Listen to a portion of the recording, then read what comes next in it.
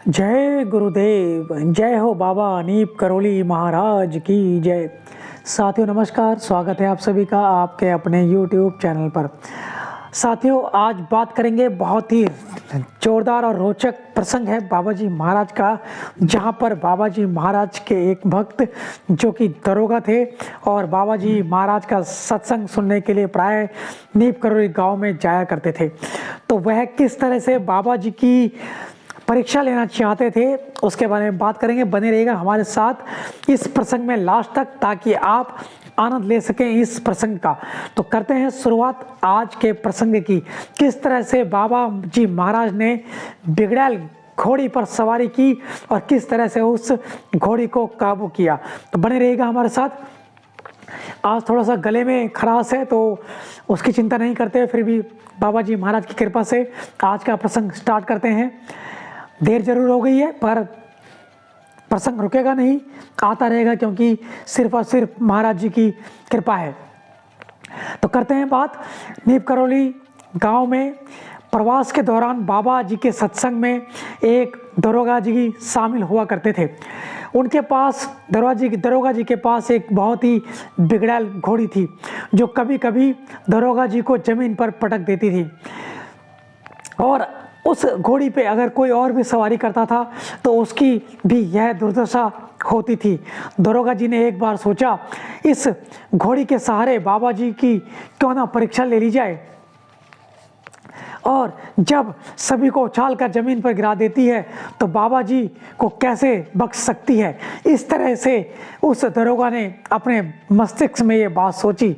दरोगा जी ने बाबा से इस घोड़ी की शिकायत की कि यह घोड़ी बहुत तंग करती है, यह घोड़ी हर किसी को पटकी दे देती है। लेकिन बाबा जी महाराज तो स्वयं अंतर्यामी थे। दरोगा के मन की बात भला महाराज जी से कैसे छिप सकती थी, यह शायद दरोगा जी भूल गए थे। इसी तरह से क्या होता है, एक दिन दरोगा जी घोड़ी के साथ बाबा जी के पास आते हैं और महाराज जी से कहते हैं, महाराज जी यह वही घोड़ी है जो हर किसी को पटकी देती है, बहुत ही शैतान घोड़ी है। महाराज जी पहले उनकी बात सुनते हैं, फिर घोड़ी की जीन और लगाम खोलकर अलग रख देते हैं और घोड़ी को पास के एक पेड़ से बांध दिया जाता है। बाबा जी महाराज क्या करते हैं, बाबा जी महाराज बहुत ही फुर्ती से उठकर उस घोड़ी के पास जाते हैं और उछलकर उसकी नंगी पीठ पर चढ़ जाते हैं। बाबा के सवार होते ही घोड़ी सरपट बहुत तेजी से भागने लगती है और उछल उछलकर बाबा जी महाराज को पटकने देने की बहुत ही ज़्यादा चेष्टा करती है। घोड़ी काफ़ी देर तक इसी तरह उछलती कूदती रहती है, पर महाराज जी कभी उसकी पीठ पर, कभी उसकी गर्दन पर और कभी उसके पेट से चिपक कर उसे लगातार दौड़ाते रहते हैं।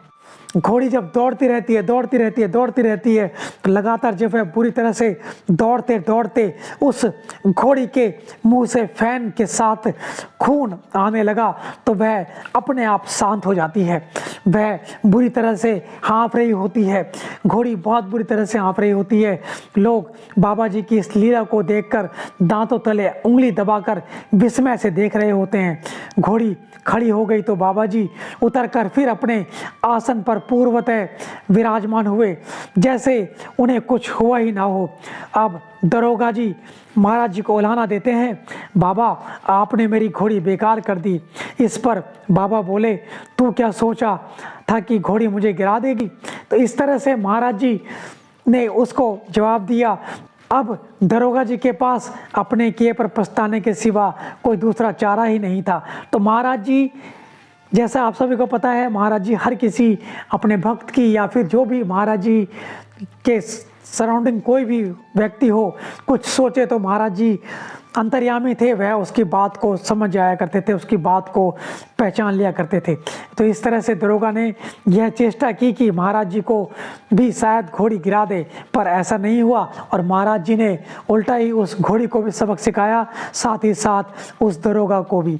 तो इस तरह के चमत्कार, इस तरह की लीलाएं महाराज जी अपने जीवन काल में करते आए हैं और अभी भी महाराज जी के सानिध्य में जो भक्त आए हैं उनके जीवन में इस तरह के चमत्कार होते ही रहते हैं। और जो महाराज जी के सानिध्य में आ जाता है उसका बेड़ा पार अवश्य ही हो जाता है।